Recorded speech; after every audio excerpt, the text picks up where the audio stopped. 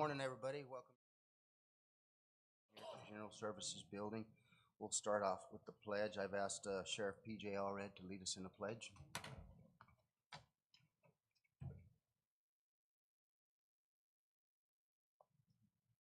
Pledge allegiance to the flag of the United States of America, to the republic for which it stands, one nation under God, indivisible, with liberty and justice for all.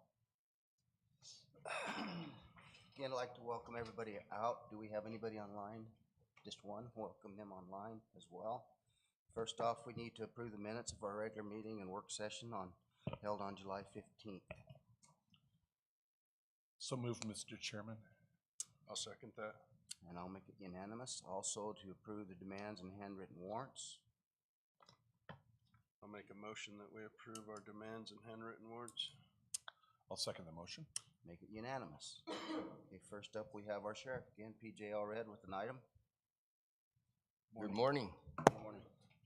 There's a keyboard here, but I don't think I need it today. What I'm asking for today is we came before one time. Well, we actually took it off the agenda once because things didn't work out well.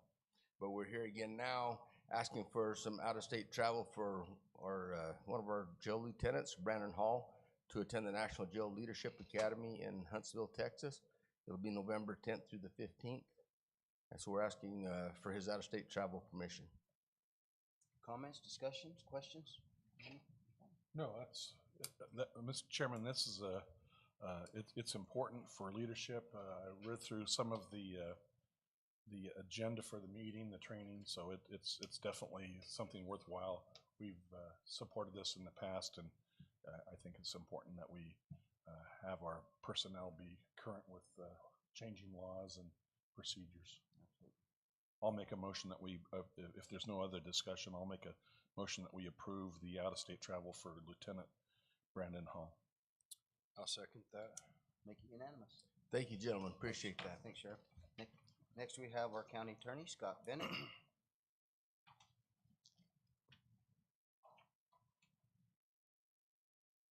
Good morning. Morning. Thank you so much for hearing this today. This is more of a housekeeping issue than anything else. Recently, the board had approved a contract with Westlaw for us to start a new provider for our legal research. In completing the contract, there are new Arizona-specific provisions that needed to be added to the contract. Thanks to the fine work of Ms. Roof, those additions were made to the contract, and this is simply an addendum which basically makes the contract legal. So we're asking the board to approve the addendum, which just added, like I said, the Arizona-specific provisions. Just cleaning it up a little bit. Thank you. Merely housekeeping. Any comments, concerns? Important to support, important to have the verbiage and the contract in order. Motion. I'll make a motion that we approve the addendum to the agreement between Graham County and West Publishing Corporation. I'll second the motion. Make it unanimous. Thanks, Thank you so much. Next we have Donna McGoey.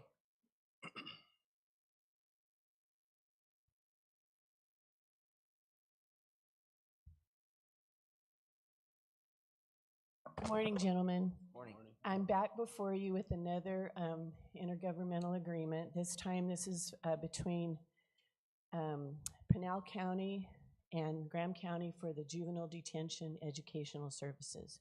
As you know, we've been transporting our juveniles to Pinal County, I want to say since about 2018. Does that sound right? And this is an annual agreement. Okay. Discussions, comments, concerns? Mr. Chairman, I just appreciate Donna. Most people don't realize this is another facet of her responsibilities and her workload to ensure that people that we have responsibility for are enrolled and making progress in school. That's an important part of their I guess, incarceration and reprogramming. So thank you very much for taking care of that, Donna. And of course we want our school-age children in school, even if they've gotten crosswise with us legally. We want them to be making progress and improving their lives. So I'm all in support of it and would make a motion that we approve the addendum. I'll second that, Mr. Chairman. Thank you, Donna. You wear many hats. I'll make it unanimous. Thank you very much, gentlemen. This next item we have to pull, Cindy Orr's item, we pulled that for further discussion. Next up, we will have Mindy Young representing Michael Peterson.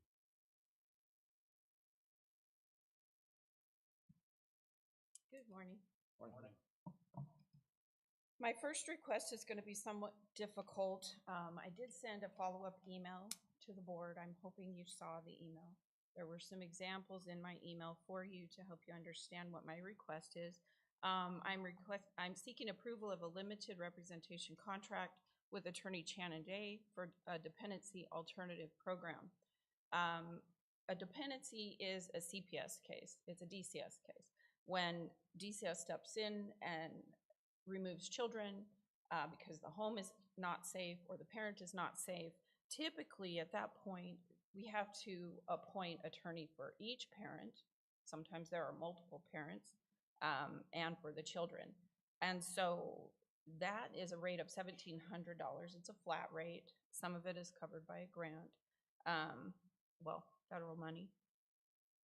The Dependency Alternative Program, on certain situations that are pretty simple, maybe there's a mom and a dad, and the dad is deemed safe, but the dad has never established paternity, if that makes sense. He needs a paternity test, and he needs a custody order. So on those simple type of cases, instead of filing the dependency, the dependency will not be filed. They'll get a hold of Brandy Lee, the dependency coordinator. She'll get a hold of Attorney Day and appoint Attorney Day. And for one flat rate of $1,700, he will help that person get their paternity test and their custody order. There's other scenarios that could happen, and this might only happen maybe one case out of the year. But that one case, it would save us a significant amount of money. For just a typical case, I think the savings is $5,100 for two parents and one child. So, and like I said, certain cases might have multiple parents or alleged fathers. So I do think it's going to save money. I am not requesting additional funds. I'm just requesting the ability to appoint Attorney Day on these rare situations to try to save the county some money, and DCS, the state. So I hope that makes sense. That makes sense. It saves us a tremendous amount of money, it looks to me like, just reading it over. Any other comments? Questions? I had one, Chairman Howard, and that is, of course, I'm assuming that there'll be cases where Attorney Day has a conflict, either in previously serving one of the family members, since he does practice family law. So this would be, there's not a fallback, since this is it's probably infrequent. There's not a redundancy in the event that he recuses himself. Then we go back to the regular system if we approve this today. Is that correct? That's correct. I do think that they would have the ability to waive that conflict if it was something as simple as a custody order. For example, if a mother knows she's going to prison, she wants her children to be safe. If he represented the mother in the past, I think that mother would probably waive any conflict. So, but you're correct. Mr. Day is the only attorney we have to take these types of cases. Very good. This is a great solution to simplify and expedite things, instead of trying to coordinate between 3 or 4 or 5 attorneys to have it taken care of, especially if it's taken care of well. So I don't. I will go ahead and make a motion to approve the limited representation contract with Mr. Day for Dependency Alternative Program. And I'll second Vice Chairman Mack's motion. Make that unanimous. Thank you. My second request today, we already have 2 contracts in place, and this mirrors those 2 contracts. I'm seeking approval to ratify an indigent defense attorney agreement with Jessica Zachary, and this would be for adult and juvenile appeals. on cases where maybe Attorney Hale is her caseload's too heavy, she can't take the case, she has a conflict. We also have Attorney Alvarez. We actually had 2 cases where that was the situation. Neither attorney could take the 2 cases. They were too busy, maybe they were on vacation. And so we had to appoint Attorney Zachary for these appeals just to comply with statute. So I figured it was in the best interest of the county to create a contract for her. Questions, discussion? Thank you very much, Mindy. I'll make a motion that we go ahead and ratify the indigent defense agreement with Attorney Zachary for FY 2025. I'll second that motion. Just want to thank you for all that you do for us over there. Thank you. I'll make that unanimous as well. Thank you. Thank you, Mindy. Next up, we have Herman Andrews, probation. Good morning, gentlemen. Morning. So I'm coming to you today to present a few contracts. And what we're doing with the contracts is we're gonna try to do a 2-year block. So we haven't done this before, but maybe that'll kind of cut down on the rising cost of everything. The first one is approval of a yearly limited service agreement with in-process treatment and assessment. And that's Scott Nagley. He comes down and provides services for us for both adult and juvenile of our sex offenders. Questions, discussion?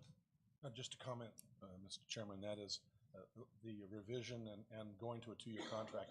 It looks like there's just like a $10 per service increase, so it seems very reasonable based on going through the packet. Yes.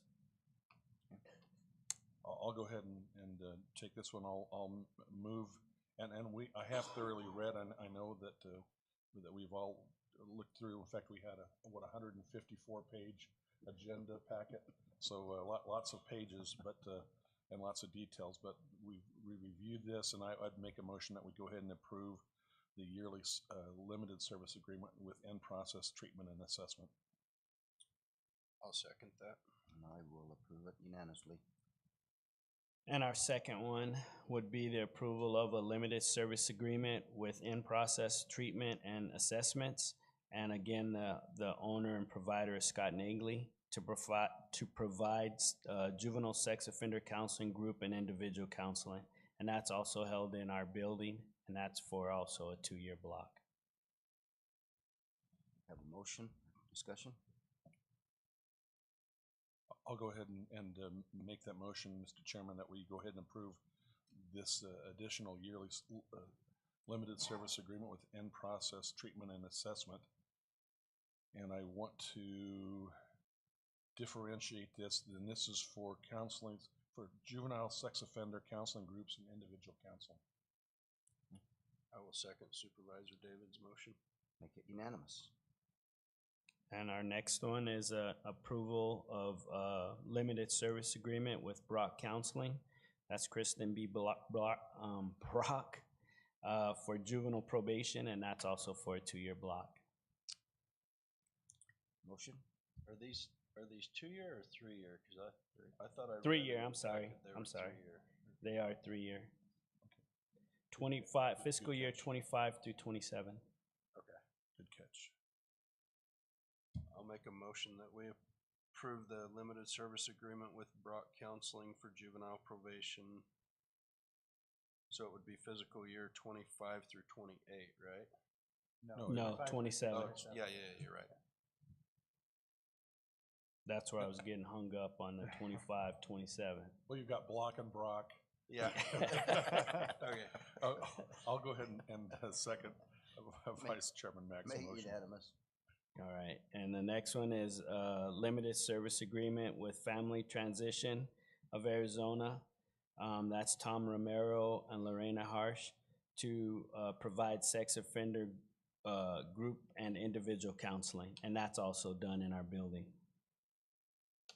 I'll go ahead and don't have any questions. I'll go ahead and make the motion that we approve the limited service agreement with Family Transitions of Arizona. for adult sex offender group and individual counseling. I'll second that. And is that face-to-face or is that virtual? No, it's face to face. Okay. And it's held every Monday unless there's 5 Mondays in a month. So on the 5th Monday, they don't come in. And it's right in our C pod. So, I'll make that unanimous. okay. And our last one is a limited service agreement with Advanced Forensic Assessments for adult and juvenile probation. And that's also a 3-year block. Motion? Questions, I'll make a motion to approve the limited service agreement with Advanced Forensic Assessment for adult and juvenile probation. And I'll second the motion. And I will also approve that. All right, thank you, gentlemen. Next, we have Trey Andrews, Parks. Good morning, Chairman Howard, members of the board, County Supervisor Dustin Welker.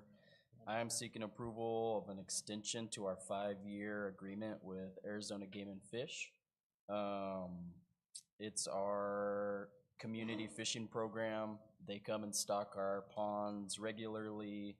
Cold weather, we get rainbow trout. Warm weather, we get catfish, bluegill, and all the like. This is just extending our contract, hopefully, for 5 more years. You know, Trey, I'm amazed how many people come out there and fish in our ponds. I don't think that the community realizes how many people uses them ponds out there, and so I appreciate that. So, thank you. Any other comments or questions? No, it is. I'll just echo. I've gone out there with my grandkids and fished there, and it's a really nice, accessible, and it actually is affordable because they don't have to pay the $10 entry fee. So to go to the other lakes, but it's or ponds. But it's a great program for those who will review these notes. It's $5,000 or $6,000 a year, around $6,000 a year for stocking at least 4 or 5 times with everything from catfish to trout to bluegill. So it's a great addition to the services that the county provides to the citizens. I'll make a motion that we approve the 5-year extension to the existing 5-year agreement with the Arizona Game and Fish Commission. And I'll second the motion. And I'll make that unanimous. Thanks, Trey. Thank you. Next, you have Brian Douglas, our Health Department.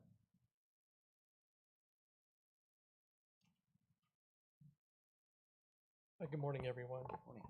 We're seeking approval for an updated Workforce Development Grant, IGA Amendment Number 1.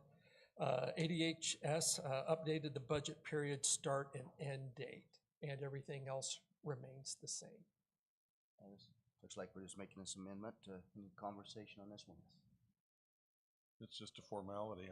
Yes. And paperwork. I'd go ahead and I've read through it. It's lengthy, but I'd go ahead and make a motion that we update the Workforce Development Grant IGA Amendment Number 1. I'll second that. Make it unanimous. Okay, thank you. Brian. Next, you have Steve.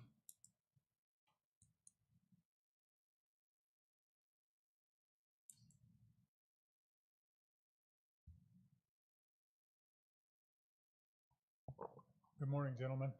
I'm here to present Supervisor Claymack's appointment of Jason Stearns to fill the position of Planning and Zoning Commission, to fill Gene Robert Larson's spot.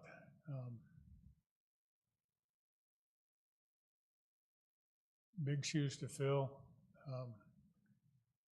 Almost 50 years he was there. Jason, probably, I don't know how many people you talk to, but Jason is very well known in the land transaction, realty game. He will bring a lot to the commission. I think it's a very good choice. And just as part of notifying you guys, the commission themselves voted Mark Claridge to be their new chairperson. So he'll move over into Gene Roberts' slot, and Jason will take his as part of District 3's group of commissioners. And we just need your approval, but that's Clay's. I'll let Clay make the motion. I appreciate Clay getting on this quickly and filling these seats. Sometimes it's very difficult to find people to fill these seats and find qualify, as we all know. So appreciate you, Clay, for doing that. And I think Jason's going to be outstanding. So go ahead and have your say if you'd like. I agree. I've known Jason for a long time. I think his construction and real estate background will bring a lot of value to the commission, and he's just a good, honest person, and excited to have him there. Paul don't have anything. No, I concur, and I don't know him professionally or personally, but I have heard many good things about him and his integrity. So I would be pleased to make that motion that we approve him to the Planning and Zoning Board, and thank you for your efforts and diligence in filling that. Thank you. I will second Supervisor David's motion. Make that unanimous, but one thing I'd like to say as well is we certainly, for the services of our past planning and zoning member, the 50 years is amazing. But he put in the dedication. Gene Robert was quite a fellow. He always had a story. He's been around forever. He knew a little bit about everybody, everything, every piece of dirt in this valley. And we just certainly want to say thank you to his service for all them years. And it certainly didn't go unnoticed, but I will make that unanimous. Thank you.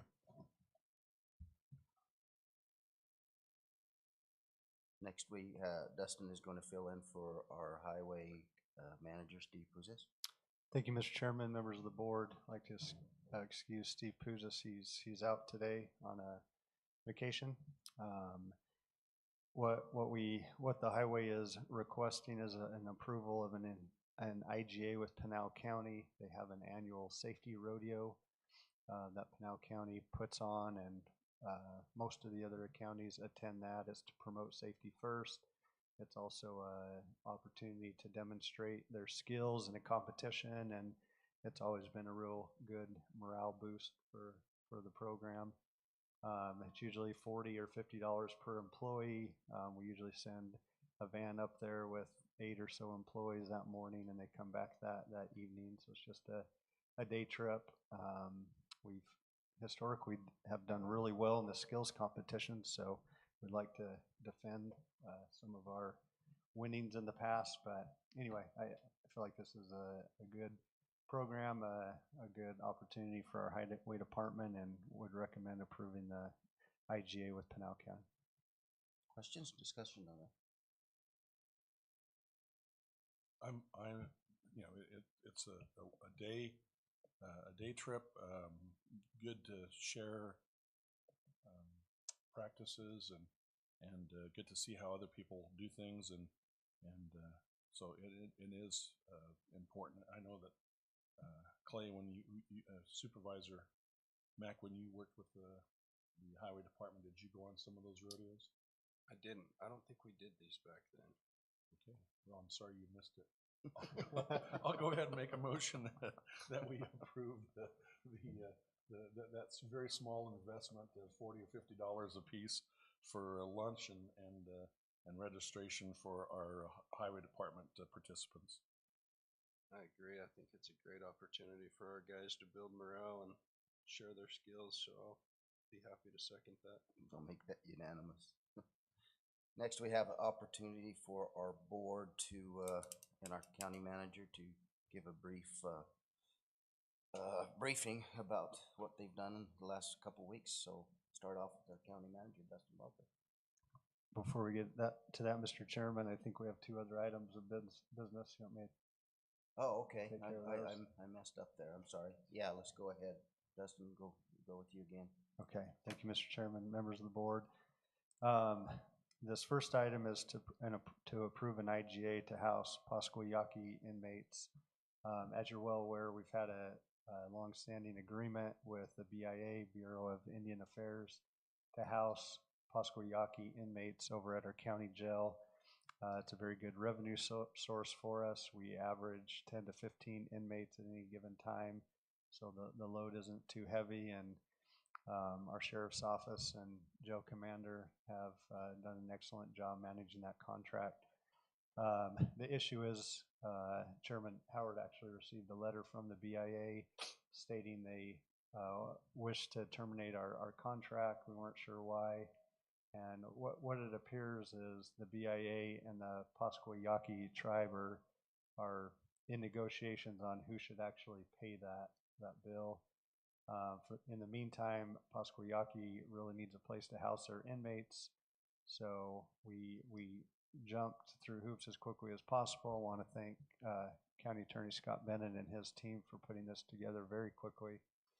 And we don't know if this will be a long-term agreement, and we'll begin working now with the tribe directly, or according to the tribe, they think this will swing back over to the BIA.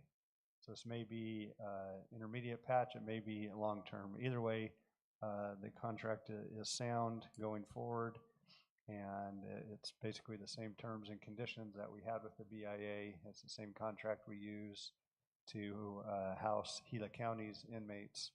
So I think there'll be further coming at a further date, but for now, I'd recommend approval of this IGA with the Pasquayaki Indian tribe to house their inmates. Just thank you guys for working so hard on this and getting us, it come to our attention, and we jumped on it, and it's a very good thing for our jail. So I'm very happy you got on this, guys. Thank you. Any other comments? No, just appreciate our jail commander who immediately picked up the phone and ran this to ground rather than accepting just a cancellation, and appreciate his efforts to retain this contract, albeit with a different payee. I'll go ahead and make a motion that we approve the IGA with the Pasquayaki tribe. I'll second Supervisor David's motion. Make it unanimous. This last item, Mr. Chairman, is an amendment to our IGA with the Arizona County Insurance Pool, also known as ACIP. I know the Board of Supervisors is very familiar with ACIP. It's a large part of what we do, but they basically provide our risk pool insurance, and we're pooled with 12 other counties with this organization. The only counties not involved with ACIP are Maricopa County and Pima County, and they're self-insured with their risk insurance.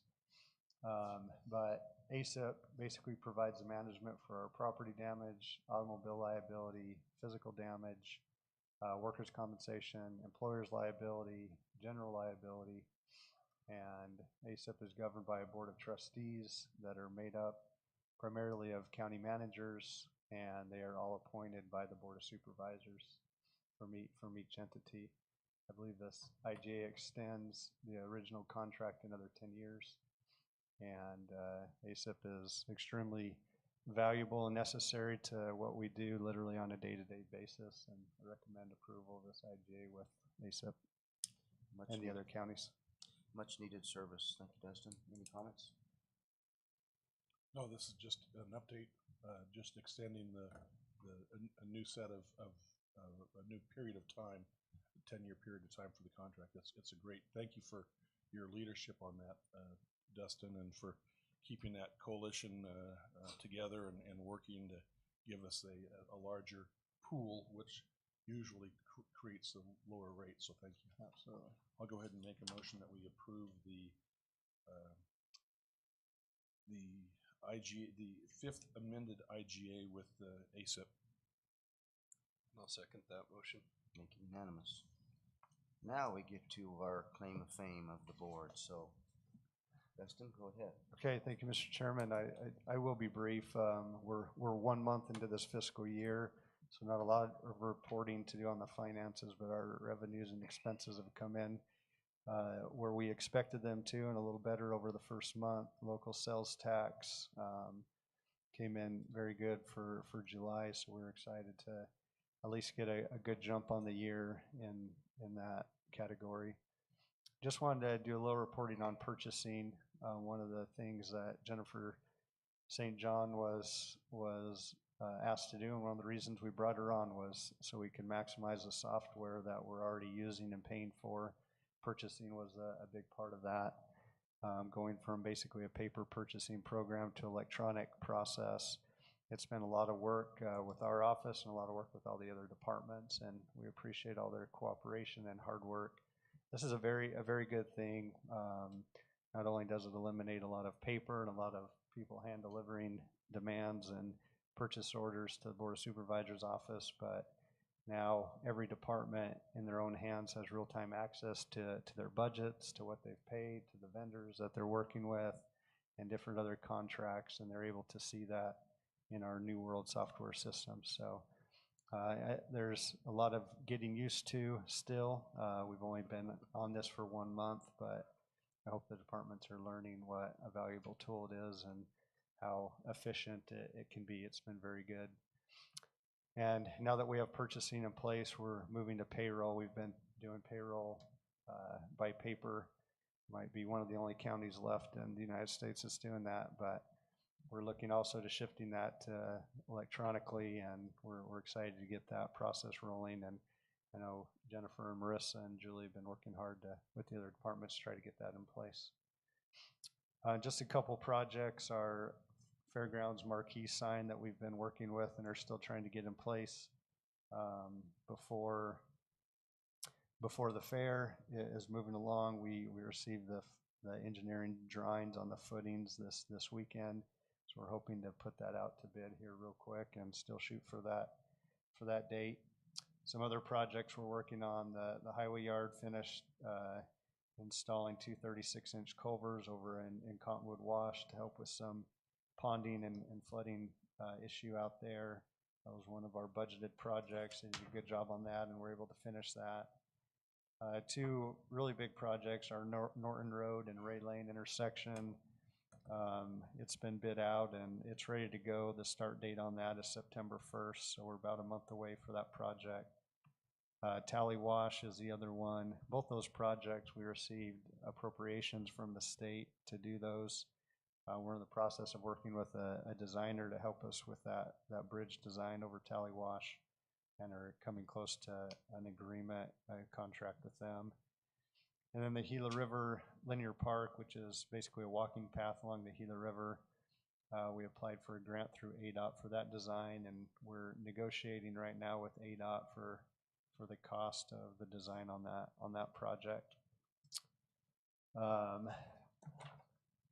We're really happy to partner up with Livestock and pour the concrete floor over in the ag building. So we're really excited for that. It'll definitely eliminate the dust, make a better area for the livestock to display their pigs and lambs and other animals, and also gives us a much more useful space to lease out throughout the rest of the year. That was a 150-yard pour, and quite a large space that we're able to that in. Finally, last Tuesday, we held the primary election, and it was a very long day, but a very good day, and we had minimal interruptions and minimal issues throughout. Hannah did an excellent job. We just have some really good poll workers that have been here for many, many years that are very good explaining the process and working with the public.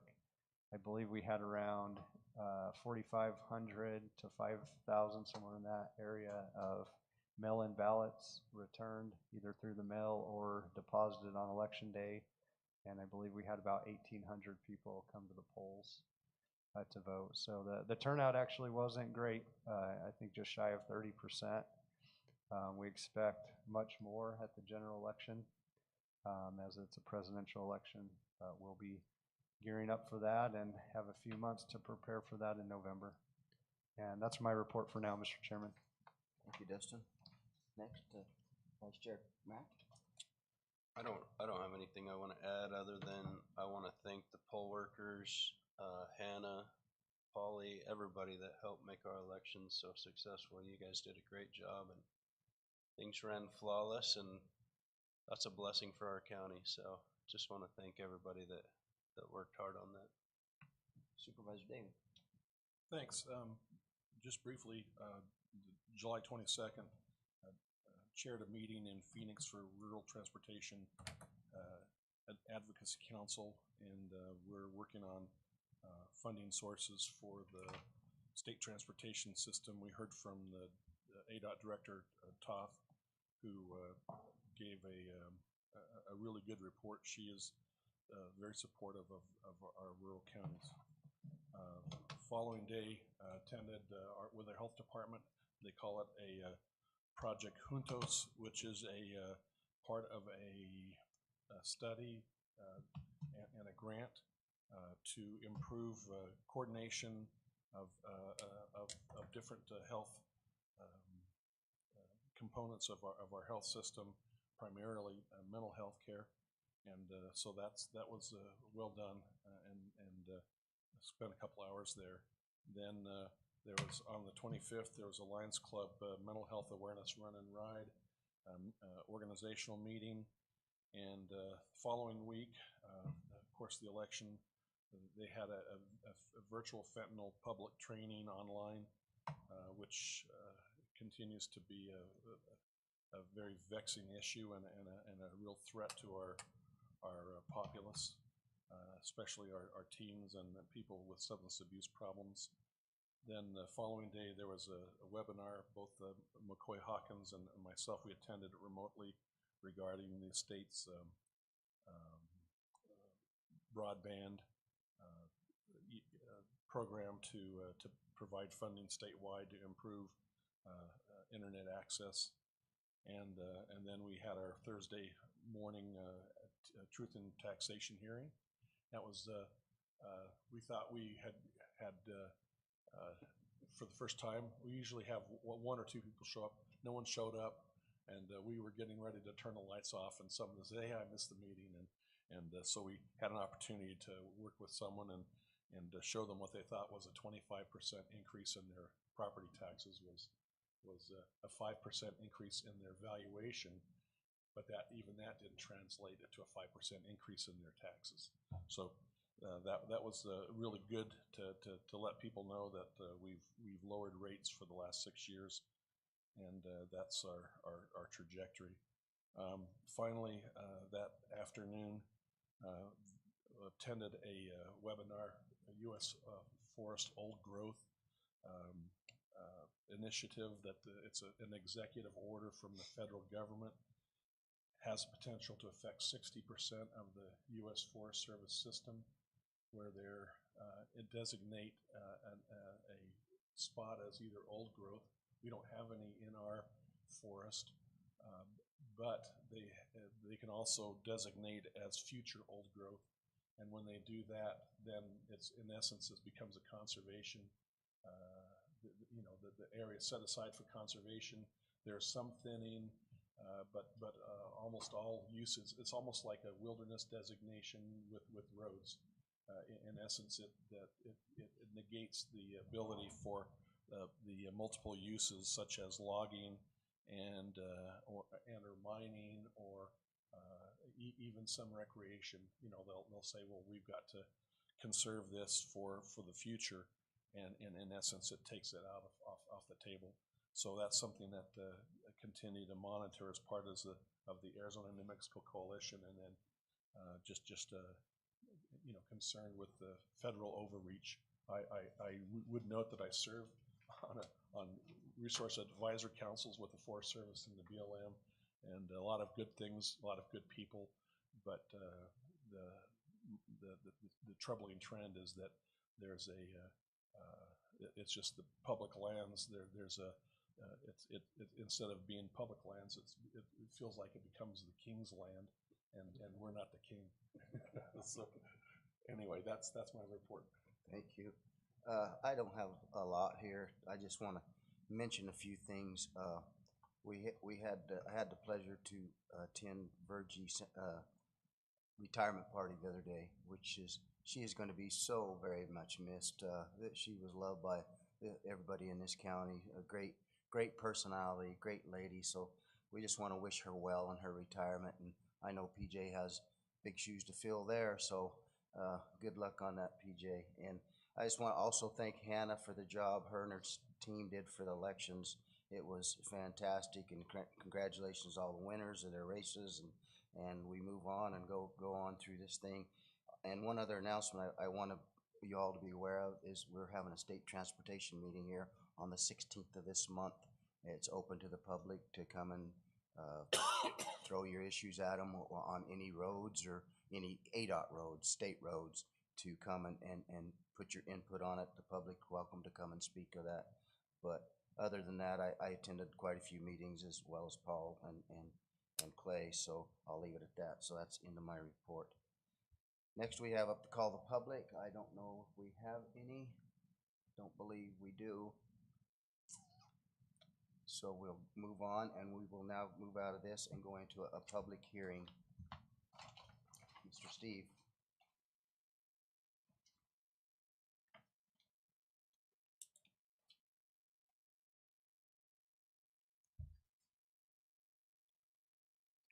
Good morning again. Morning. Our first hearing is a road name request. The applicant is Russ Versteeg. This is a private easement naming. This is an attempt on his part to honor his grandfather, who owned not quite a ranch on that property and would like to name the driveway Not Quite a Road. It will not affect anyone else, but that's our first hearing. And if you have questions, Dustin's got it up there on the screen.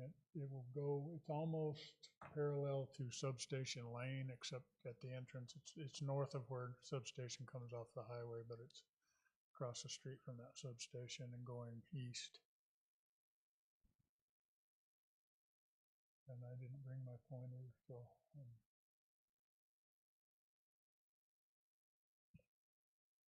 You have a pronunciation guide. Is that going to be no quitta or not quitta? Not quite a. Oh, not quite a. Okay. Not quite a ranch, not quite a road. Okay. But it's all one word. Is there anybody here to want to speak on this? I don't believe so. My question is it a road? It's not quite a road, but is it a road? It is a legal access, and Okay. it is a driveway. Okay. And it is traversable in a two-wheel drive vehicle, and that's our standard. Okay. Any other? Yes.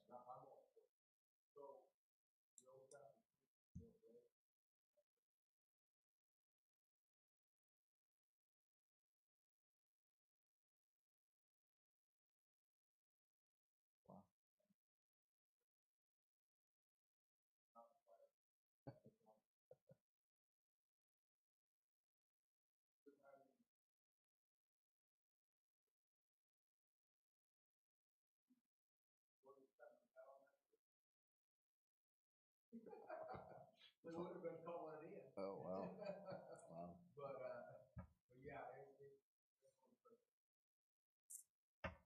And that gate has had a not quite a ranch sign on it as long as I can remember.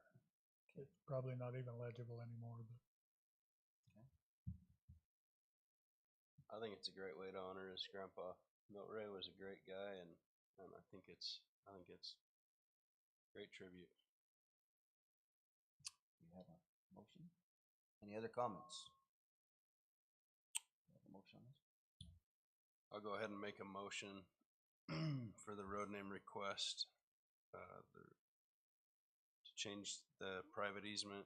The proposed name is Not Quite a Road. And I'm pleased to second Vice Chairman Max. Make that unanimous. Thank you. Our second one is road name change request. It's currently Palmer Farms Road. Jason and Stephanie Howard have bought all the property that encompasses that road and would like to change the name to Starry Lane. I think it's probably a mile. Can you turn sections on? Either.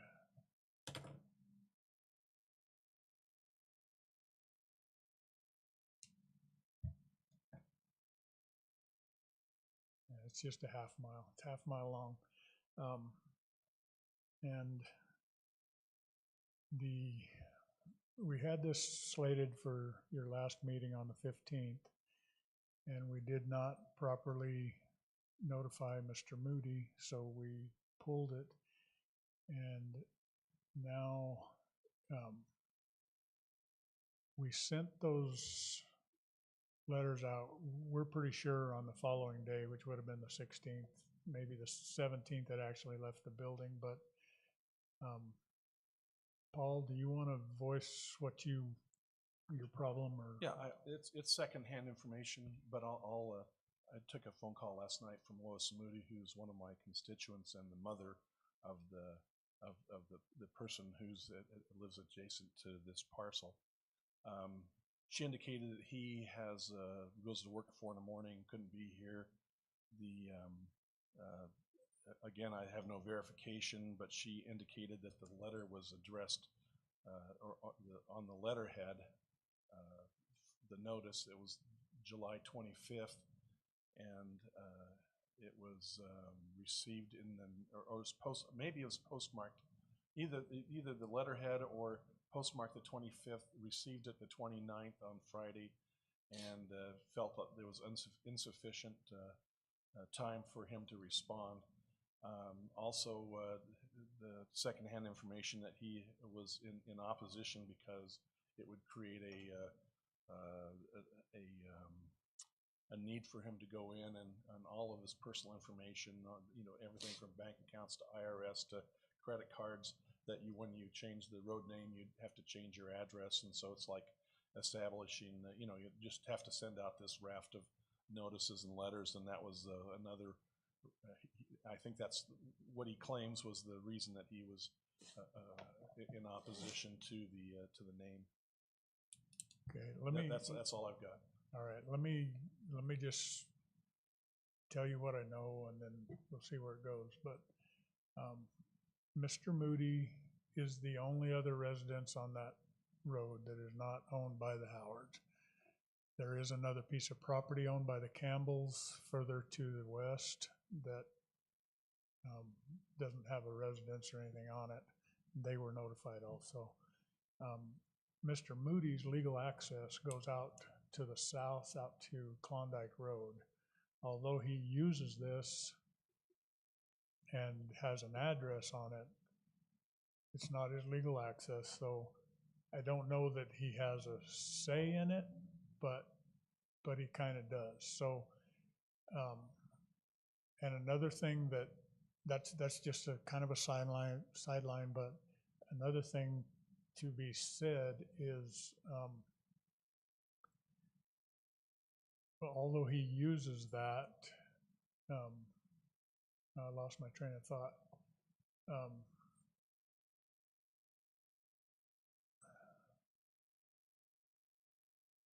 Where was I going? It's just what I need to lose. So this is not his legal access? Correct. His legal access goes along the canal and out to the south. There is not a road there, or part of one.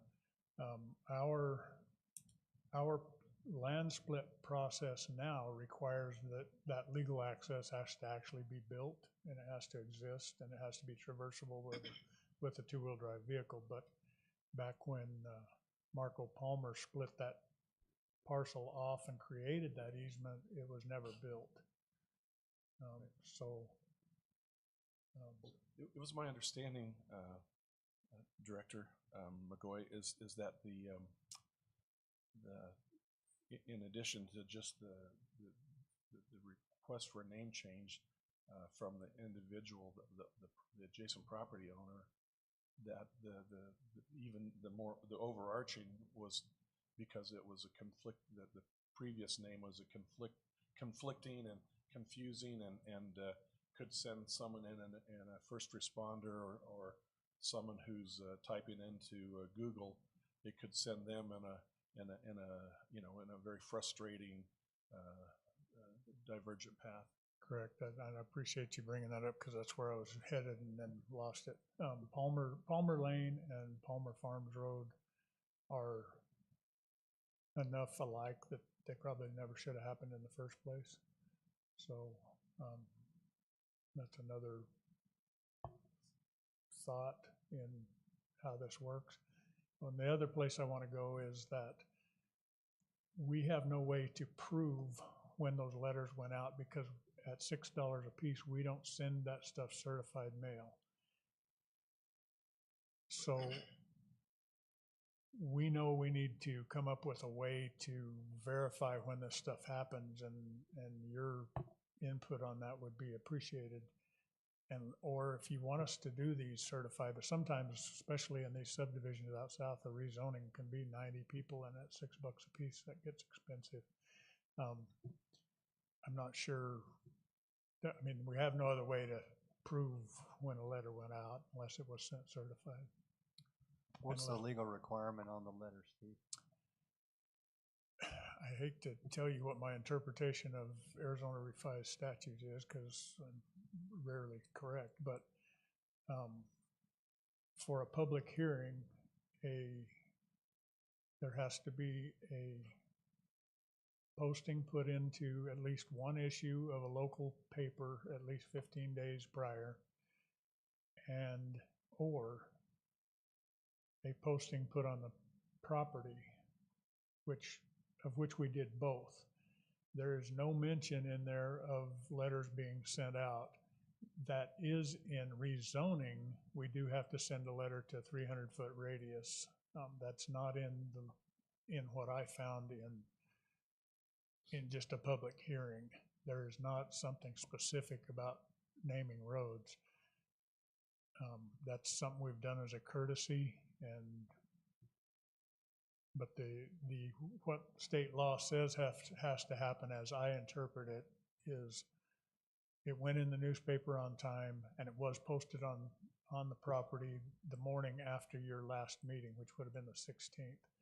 Those two things I can verify did happen because the picture was taken of the posting and we have a copy of the paper. But if there is a requirement that we mail letters to those people, it's something we've always done, but I hate that they didn't get it in time. It is kind of odd that his address that he doesn't want to change is probably 8,000 West Palmer Lane Road, Palmer Farms Road address, but his mailing address is at his mom's house here on Relation Street. So I don't know. Understood. But you did, and this is my last question. I don't want to draw this out.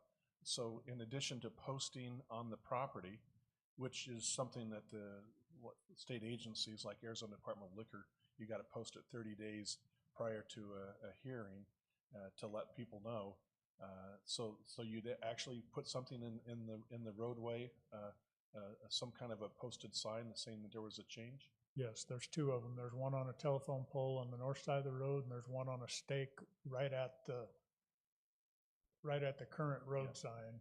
And next to the railroad. And then we went ahead, and since we missed the courier deadline, this issue is not a issue that's been, it's more than 30 days old, so there has been, did he receive something the first time around? No, we don't know that. It may have gone to his physical address, but not his mailing address the first time, and that's why we moved the hearing. Very good. Well, I've never had a constituent use the inconvenience of changing addresses to voice their opposition. But that's valid, but I've just never heard that before. So, but with the posting on the road, I'm pretty satisfied that Mr. Moody was, or whoever is in the vicinity, that's pretty good notice. I have a comment, Steve, on the opposition of changing an address. People change their address on a daily basis in this country, in this state, in this community all the time. So I can't wrap my head around the changing of the address as being an issue.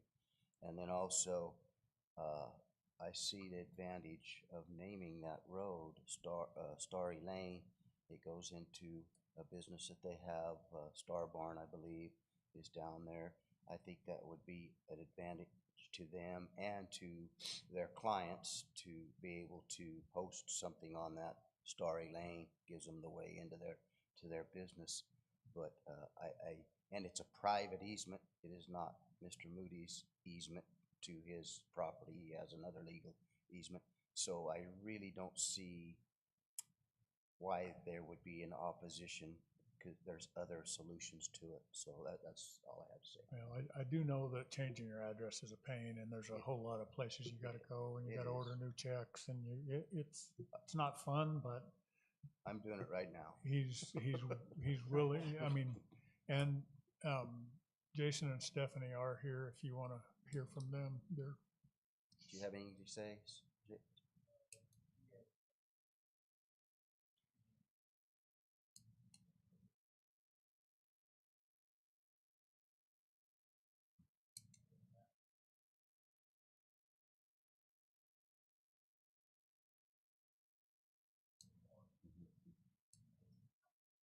Exactly.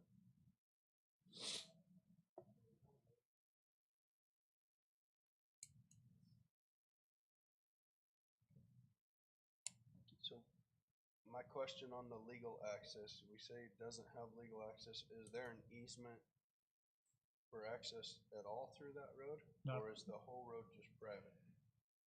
The whole road is private, as best we can tell. GIS went through, I don't know how many deeds we found along there. We never found a legal description for an easement there whatsoever, except to Campbell's at the end and Moody both have their own easements, but there is not a road easement the length of that road that we can find. I'm not saying it doesn't exist, but we went back 10 years and probably more than that.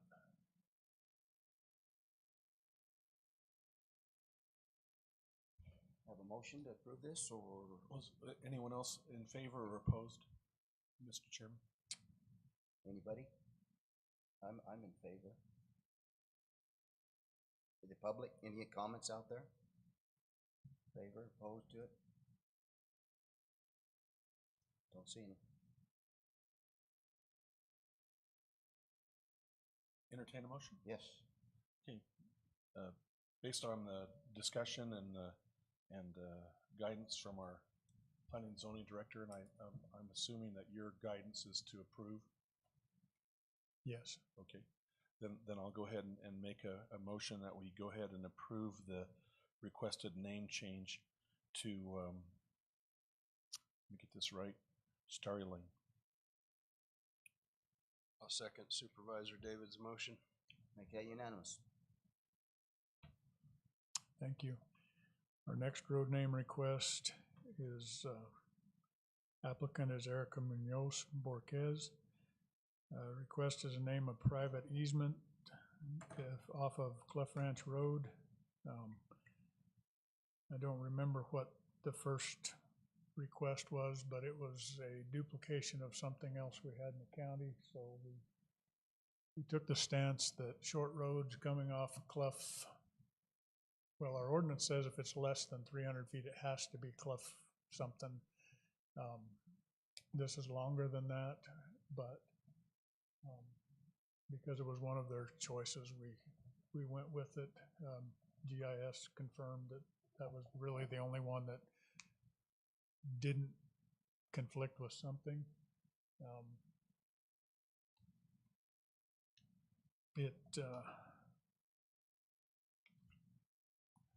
there's only, this would be the third residence, which is what triggers, we have to have a road name on that, but there are two other landowners in there who tell us they're gonna build relatively soon.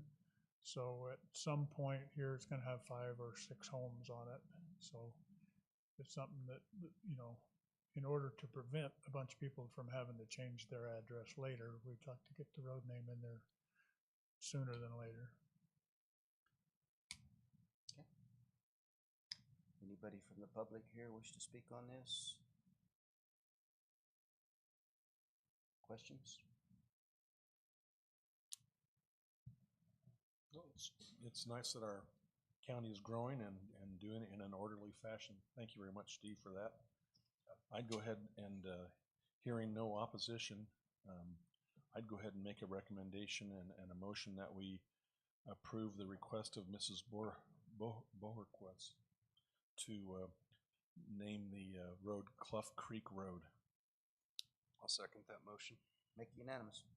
All right, my last order of business is a rezone for Alan Matthews of 2 parcels.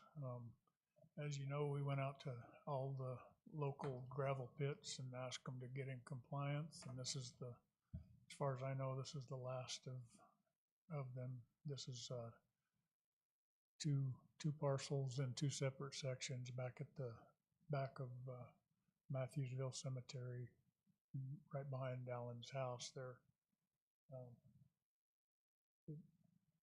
I think there's a 17 and a 40-acre parcel there that we're trying to take from A to M manufacturing, and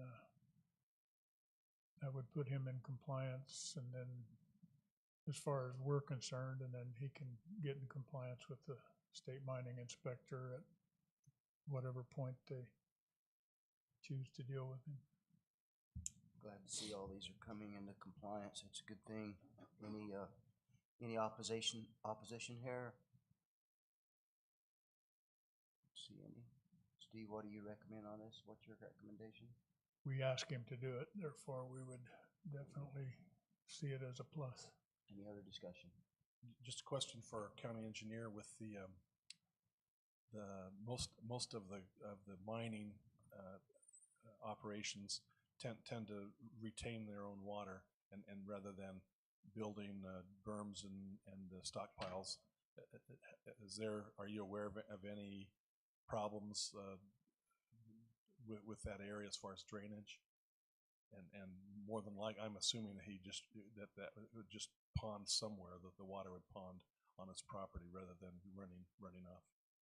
Would that be can I make that assumption safely? Right there. Very good. Yes.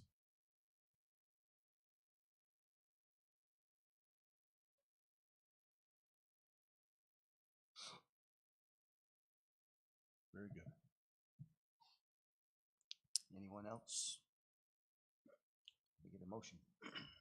I'll go ahead and make a motion for the rezone of 17 acres, parcel number 109-61-025A, and 40-acre parcel number 109-67-002B to rezone from A, general land use, to M, general manufacturing, for the applicant Alan Matthews, who's wanting to bring his property into compliance.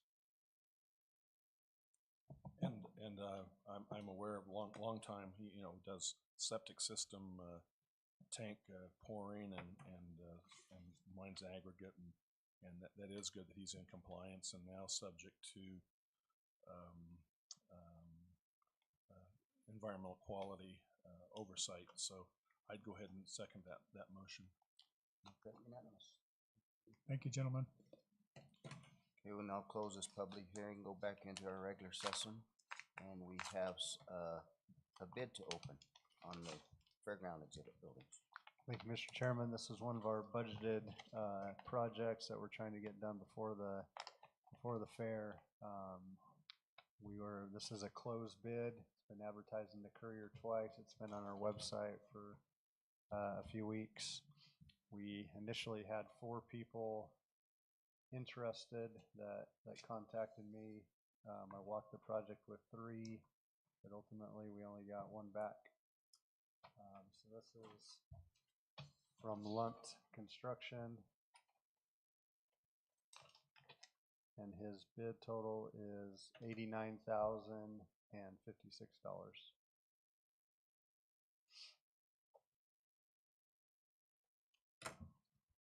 Okay. Discussion? No, we internally had an estimate that was a little bit more than that, so that is consistent with just a kind of a horseback cost estimating, and so that seems in line with what we had anticipated. And for the public, anyone who's reading the transcript, this is being done not that we don't want to upgrade it, but the state fire marshal is requiring it, and so this is we pretty much had to do this, or put up tents for the fair exhibits. And so I'd go ahead and make a motion that we refer this to our to Dustin and engineering and for review with that it's in compliance with the bidding bid instructions, and that the bidder is qualified, and then they award the bid based on their findings on their review. I'll second the motion. Make that unanimous. Thank you. That will be, we can go ahead and adjourn now. Thank you, everybody. Appreciate you coming.